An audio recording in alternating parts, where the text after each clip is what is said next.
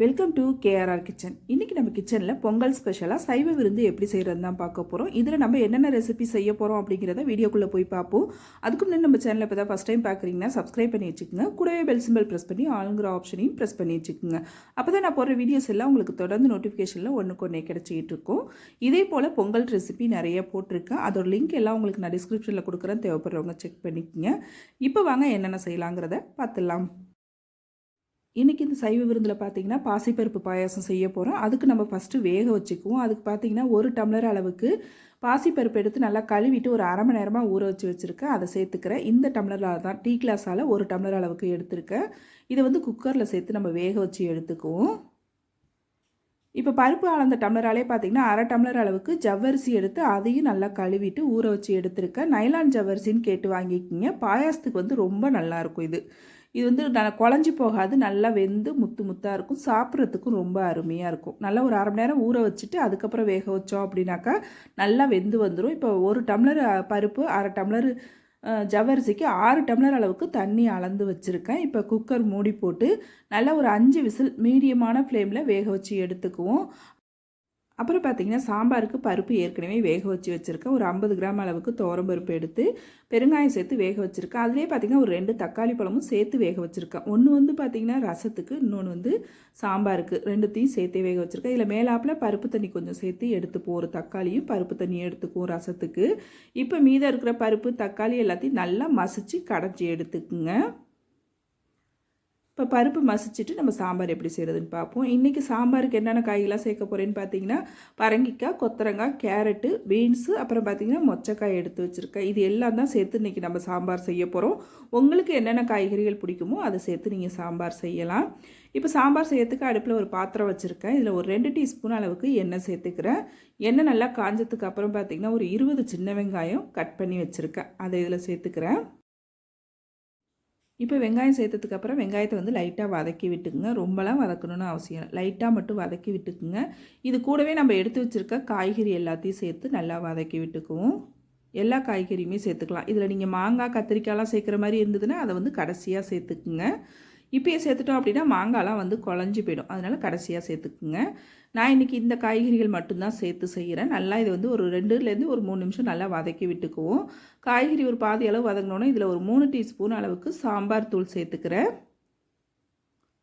சாம்பார் தூள் உங்கள்கிட்ட இல்லை அப்படின்னாக்கா நீங்கள் மல்லித்தூள் 2 டீஸ்பூனும், தனி மிளகாத்தூள் ஒரு 1.5 டீஸ்பூனும் சேர்த்து வச்சிங்க அப்படின்னா நல்லா மணமாக இருக்கும் சாம்பார். இப்போ நல்லா ஒரு 2 செகண்டுக்கு வதக்கி விட்டு நம்ம மசிச்சு வச்சுருக்க பருப்பை இது கூடவே சேர்த்து கூட கொஞ்சம் தண்ணியும் கழுவி சேர்த்துக்குங்க. நல்லா கலந்து விட்டுருங்க. கலந்து விட்டு இதை நல்லா ஒரு 10 நிமிஷத்துக்கு வேக வச்சு எடுத்துக்குவோம். எல்லா காயும் பார்த்திங்கன்னா நல்லா வெந்து வரணும். தண்ணி சாம்பாருக்கு தகுந்த அளவு ஊற்றிக்குங்க. ஊற்றி இப்போ நல்லா காய் வேகட்டும். அதுக்கப்புறம் நம்ம சாம்பார் என்ன செய்கிறதுங்கிறது பார்க்கலாம். அதுக்கிடையில் பார்த்திங்கன்னா நம்ம புடலங்காய் கூட்டு செய்கிறதுக்கு வேக வச்சு எடுத்துக்குவோம். அதுக்கு பார்த்திங்கன்னா ஒரு 2 டேபிள் ஸ்பூன் கடலைப்பருப்பும் 1 டேபிள் ஸ்பூன் பாசிப்பருப்பும் நல்லா கழுவிட்டு ஒரு அரை மணி நேரமாக ஊற வச்சு வச்சுருக்கேன். அதை ஒரு சின்ன குக்கரில் சேர்த்துக்கிறேன். 2 பருப்பும் சேர்த்து செய்யும் போது கூட்டு ரொம்ப சுவையாக இருக்குங்க. ட்ரை பண்ணி பாருங்கள். இப்போ பருப்பை சேர்த்ததுக்கப்புறம் பார்த்திங்கன்னா நல்லா ஒரு 250 கிராம் அளவுக்கு புடலங்காய் கட் பண்ணி வச்சுருக்கேன். அதை இதில் சேர்த்துக்கிறேன். இப்போ புடலங்காய் சேர்த்ததுக்கப்புறம் பார்த்திங்கன்னா இதுக்கு தேவையான அளவு உப்பும் இது கூடவே சேர்த்துக்குவோம். சேர்த்துட்டு இது மூழ்கிற அளவுக்கு தண்ணியும் சேர்த்துக்குவோம். புடலங்காயிலேருந்து வேறு தண்ணி விட்டு வேகும். அதனால் தண்ணி பார்த்திங்கன்னா கம்மியான அளவே சேர்த்துக்குங்க. ஒரு அரை டம்ளர் அளவுக்கு, சின்ன டம்ளரால் ஒரு அரை டம்ளர் சேர்த்திங்கன்னா போதும். ரொம்ப அதிகமாக சேர்த்துட்டிங்கன்னா உங்களுக்கு தண்ணி அதிகமாக போயிடும். அதனால் ஒரு அரை டம்ளர் மட்டும் சேர்த்து இதை நம்ம வேக வச்சு எடுத்துக்கும். இது கூடவே ஒரு அரை டீஸ்பூன் அளவுக்கு மஞ்சள் தூளும் சேர்த்துக்குங்க. சேர்த்து நல்லா கலந்து விட்டு குக்கர் மூடி போட்டு நல்லா ஒரு 2 விசில் வேக வச்சு எடுத்திங்கனாலே போதும். பருப்பும் சரி ஊற வச்சதுனால சீக்கிரமாகவே வெந்து வந்துடும். புடலங்காயும் உங்களுக்கு நல்லா வெந்து வந்துடும் சீக்கிரமாக. ஒரு 2 விசில் வச்சு வேக வச்சு எடுத்துக்குவோம். இப்போ சாம்பாரில் சேர்த்துருக்க காய் எல்லாமே பார்த்திங்கன்னா நல்லா வெந்து வந்துடுச்சு. எடுத்து அமுக்கி பாருங்கள். நல்லா இது போல் சாஃப்டாக வெந்து வந்துட்டு அப்படின்னாக்கா நம்ம மறுபடியும் அது கூட நம்ம புளித்தண்ணி சேர்த்து சாம்பார் செய்ய ஆரம்பிச்சிடலாம். இதுக்கு பார்த்திங்கன்னா ஒரு சின்ன லெமன் சைஸு புளி எடுத்து ஊற வச்சு கரைச்சி வச்சுருக்கேன். அதை இதில் வடிகட்டிட்டு சேர்த்துக்கிறேன். சாம்பாருக்கு எப்போதுமே புளி கம்மியாக சேர்த்து செஞ்சிங்கன்னா நல்லா ருசியாக இருக்குங்க.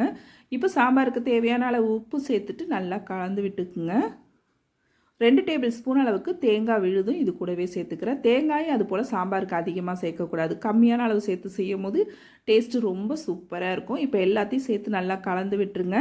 சாம்பார் உங்களுக்கு தண்ணியாக வேணும் அப்படின்னாலும் நீங்கள் கொஞ்சம் தண்ணியாக வச்சுக்கலாம். இல்லை கொஞ்சம் திக்காக வச்சுக்கிட்டாலும் நல்லாயிருக்கும் சாம்பார். நல்லா இதுக்கு தாளிப்பு பார்த்திங்கன்னா கடுகு, உளுந்து, ஒரு 1/2 டீஸ்பூன் அளவுக்கு ஜீரகம், கருவேப்பிலை, 2 வரமிளகாய் சேர்த்து தாளிப்பு கொடுத்துருக்கேன். பெருங்காயம் வந்து பருப்பு வேக வைக்கும் போதே சேர்த்ததுனால இப்போ நான் சேர்க்கல. நீங்கள் தூளாக சேர்க்குறீங்க அப்படின்னா தாளிப்பு கொடுக்கும் போது சேர்த்துக்குங்க. நல்லா தாளிப்பை சேர்த்து ஒரு 5 நிமிஷத்துக்கு கொதிக்க விடுங்க. நல்லா கொதித்து வரட்டும். அவ்வளோதான், சாம்பார் பாருங்கள் கொதிச்சு ரெடி ஆகிடுச்சு. உங்களுக்கு விருப்பம்னா கடைசியாக இதில் 1 டீஸ்பூன் அளவுக்கு நாட்டு சக்கரை சேர்த்திங்கன்னா ரொம்ப டேஸ்ட்டு நல்லாயிருக்கும். நான் இன்றைக்கி சேர்க்கல, உங்களுக்கு தேவைன்னா நீங்கள் சேர்த்துக்குங்க. இப்போ சாம்பார் ரெடி ஆகிடுச்சு, அதை இறக்கி வச்சிரும். இப்போ அடுத்து ரசம் செய்யறதுக்கு பார்த்தீங்கன்னா பருப்பு தண்ணியும் தக்காளியும் எடுத்து வச்சுருக்கேன். இதில் வந்து சின்னதாக ஒரு நெல்லிக்காய் சைஸ் புளி கரைச்சிட்டு சேர்த்துருக்கேன். இதிலே ஒரு பச்சை மிளகாய், ஒரு 5-6 பூண்டுப்பல் தோலோடு இடிச்சிட்டு சேர்த்துக்கிறேன். கொஞ்சமாக கொத்தமல்லி தழை, கொஞ்சம் கருவேப்பிலை சேர்த்துட்டு ரசத்துக்கு தேவையான அளவு உப்பு சேர்த்துருக்கேன். அப்புறம் பார்த்திங்கன்னா ஒரு 1/2 டீஸ்பூன் அளவுக்கு ஜீரகத்தூள், 1/2 டீஸ்பூன் அளவுக்கு மிளகுத்தூள், 1/2 டீஸ்பூன் அளவுக்கு மஞ்சள் தூள் சேர்த்துருக்கேன். இது கூடவே பார்த்திங்கன்னா 1/2 டீஸ்பூன் அளவுக்கு ரசப்பொடி சேர்த்துருக்கேன். இது எல்லாத்தையும் நல்லா கையால் இது போல் கரைச்சி விட்டுக்குங்க. மிளகுத்தூள் ஜீரகத்தூள் இல்லைன்னா நீங்கள் மிளகும் ஜீரகமும் இடிச்சிட்டு சேர்த்துக்குங்க. இப்போ ரசம் தாளிக்கிறதுக்கு அடுப்பில் கடாய் வச்சுருக்கேன். 1 டீஸ்பூன் அளவுக்கு எண்ணெய் சேர்த்துக்கிறேன். எண்ணெய் காஞ்சோன்னே 1 டீஸ்பூன் அளவுக்கு கடுகு உளுந்து சேர்த்துக்கிறேன். கடுகு உளுந்து சேர்த்து நல்லா பொரிய விட்டுக்குங்க.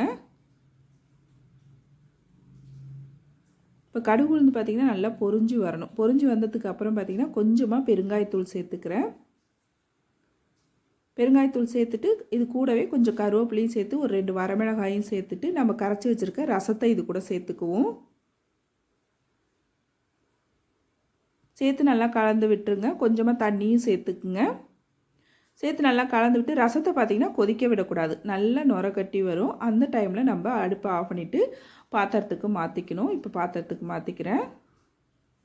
அவ்வளோதான், நம்மளோட ரசமும் பார்த்திங்கன்னா நல்லா கமகமன் வாசனையோடு ரொம்ப சூப்பராக அருமையாக ரெடி ஆயிடுச்சுங்க.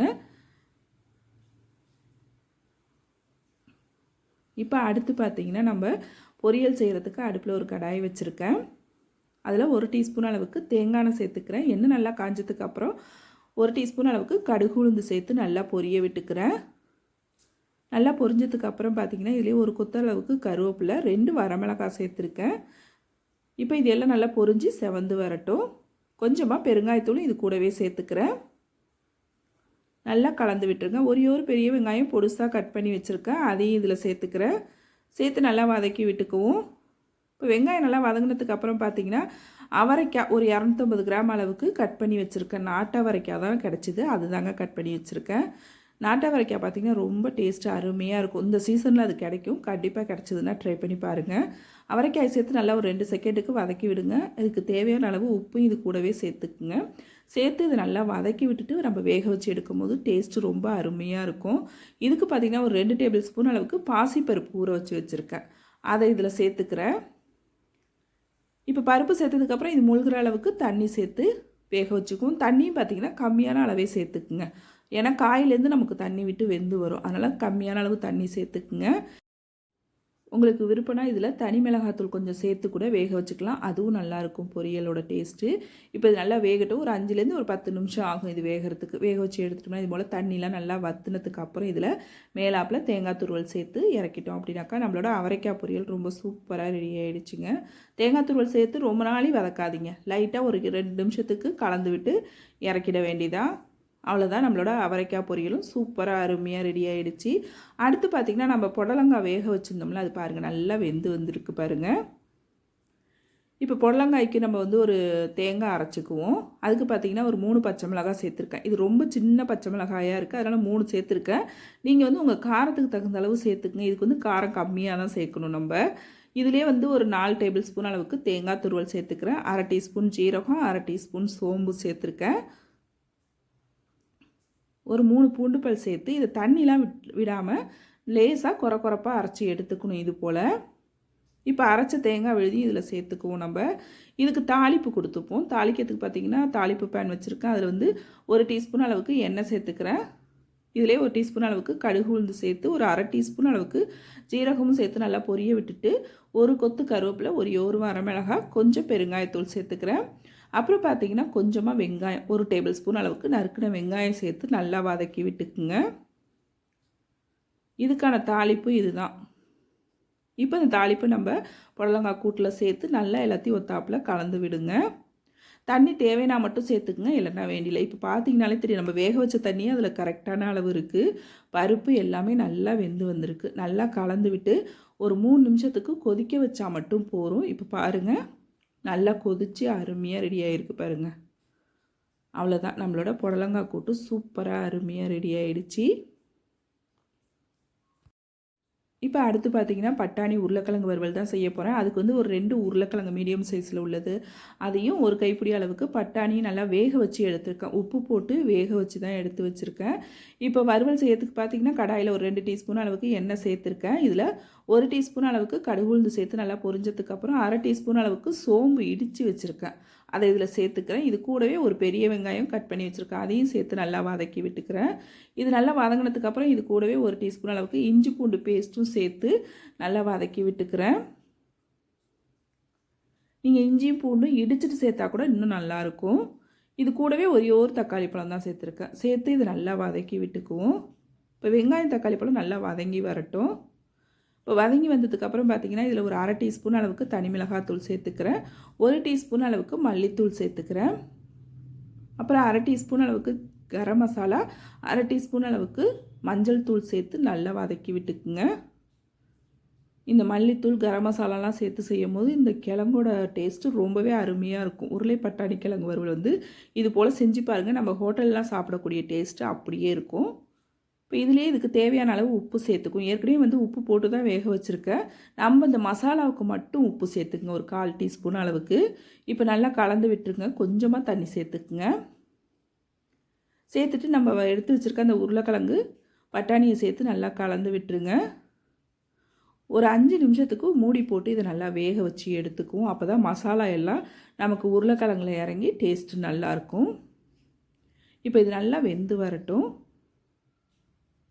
இப்போ உருளைக்கிழங்கு பார்த்திங்கன்னா நல்லா தண்ணிலாம் வற்றி நல்லா வெந்து வந்துருச்சு. கடைசியாக கருவேப்பிலை கொத்தமல்லி தூவி இறக்கணும்னா நம்மளோட உருளைக்கிழங்கு பட்டாணி வறுவல் சூப்பராக அருமையாக ரெடி ஆகிட்டுங்க. இது சாம்பார் சாதம், ரசம் சாதம், தயிர் சாதத்துக்கூடையெல்லாம் வச்சு சாப்பிட்றதுக்கு ரொம்ப அருமையாக இருக்கும். கண்டிப்பாக ட்ரை பண்ணி பாருங்கள்.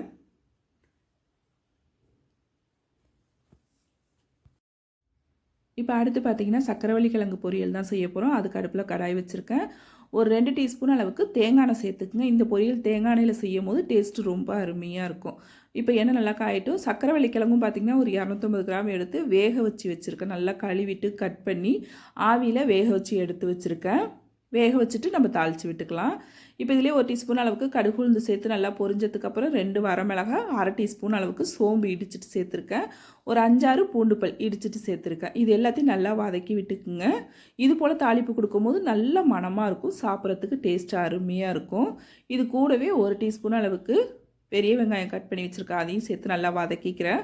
வதங்கினதுக்கப்புறம் நம்ம வேக வச்சுருக்க சக்கரவள்ளி கிழங்கையும் இதில் சேர்த்துக்குவோம். நான் உப்பு போட்டு தான் வேக வச்சு எடுத்து வச்சுருக்கேன். ஆனால் நம்ம வெங்காயம் சேர்த்துருக்கிறதுனால ஒரு 1/4 டீஸ்பூன் அளவுக்கு மட்டும் உப்பு சேர்த்துக்கிறேன். சேர்த்து நல்லா கலந்து விட்டுருங்க. ஒரு கொத்து கருவேப்பிலை சேர்த்துட்டு நல்லா ட்ரை ஆகிற அளவுக்கு நல்லா கலந்து விட்டுக்குங்க ஒரு 5 நிமிஷத்துக்கு. இப்போ கடைசியாக அதில் தேங்காய் துருவல் தூவி இறக்க வேண்டிதான்.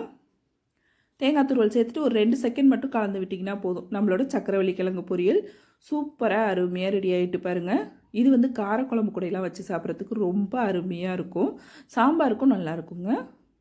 இப்போ அடுத்து இன்றைக்கி நம்ம வந்து பருப்பு வடை தான் செய்ய போகிறோம். அதுக்கு பார்த்திங்கன்னா ஒரு 200 கிராம் அளவுக்கு கடலைப்பருப்பு எடுத்து நல்லா ஒரு அரை மணி நேரத்துக்கு மேலேயே இது ஊறிட்டுருக்கு. நல்லா ஊறின பருப்பை வந்து தண்ணிலாம் வடிச்சிட்டு எடுத்துக்குங்க.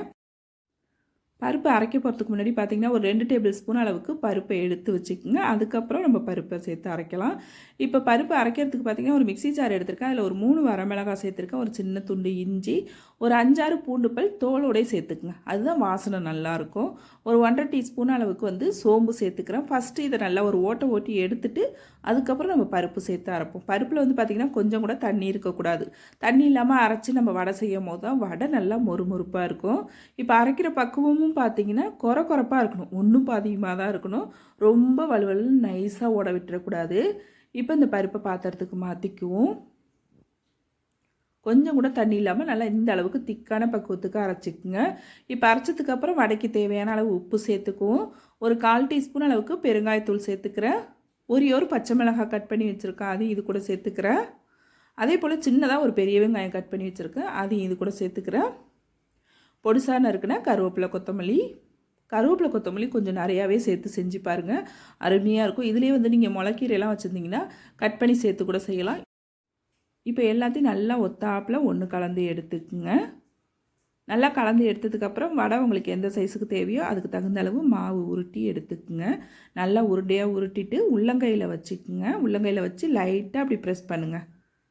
இப்படி உள்ளங்கையால் வச்சு ப்ரெஸ் பண்ணும்போது பார்த்திங்கன்னா நடுப்பகுதி மட்டும் கொஞ்சம் மொத்தமாக இருக்கும், ஓரம்லாம் பார்த்திங்கன்னா நல்லா மெல்லிஸாக இருக்கும். இந்த அளவுக்கு தான் செஞ்சு எடுத்துக்கணும்.